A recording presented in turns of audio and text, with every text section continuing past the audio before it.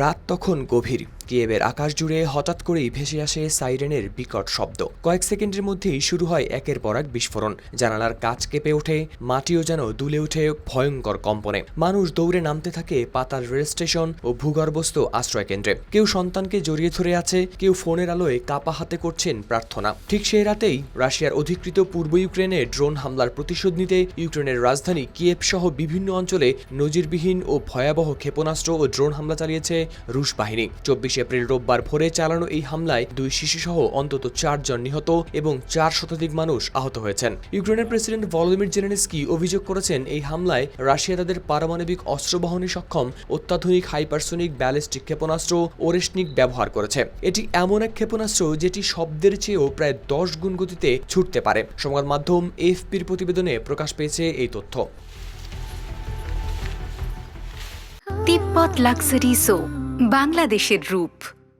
ইউক্রেনীয় বিমান বাহিনীর তথ্য অনুযায়ী রাতভর চালানো হামলায় রাশিয়া ব্যবহার করেছে প্রায় 600 ড্রোন ও 90টি ক্ষেপণাস্ত্র। আকাশ, সমুদ্র ও স্থল 3 দিক থেকেই আসে এই আক্রমণ। যদিও ইউক্রেন দাবি করেছে তাদের প্রতিরক্ষা ব্যবস্থা বেশিরভাগ ড্রোন ও ক্ষেপণাস্ত্র ধ্বংস করতে সক্ষম হয়েছে, তবুও বহু লক্ষ্যবস্তুতে আঘাত হানে রুশ হামলা। রাজধানী কিয়েভের মেয়র ভিতালি ক্লিচকো জানান, রাজধানীতেই 2 জন নিহত এবং আহত হয়েছেন 56 জন। শহরের প্রতিটি জেলাতেই কম বেশি ক্ষয়ক্ষতির চিহ্ন রয়েছে। একটি স্কুলে ক্ষেপণাস্ত্র আঘাত হানার পর সেখানে আগুন ধরে যায় এবং একটি ব্যবসায়িক কেন্দ্রে হামলার কারণে ভূগর্ভস্থ আশ্রয় কেন্দ্রে আটকা পড়েন বহু মানুষ। টেলিগ্রামে দেয়া এক বিবৃতিতে প্রেসিডেন্ট জেলেনস্কি বলেন, রাশিয়া মধ্য ইউক্রেনের বিলাতের কভা শহরে তাদের অত্যাধুনিক ওরেশনিক ক্ষেপণাস্ত্র দিয়ে হামলা চালিয়েছে। 3টি রুশ ক্ষেপণাস্ত্র একটি পানি সরবরাহ কেন্দ্রে আঘাত এনেছে।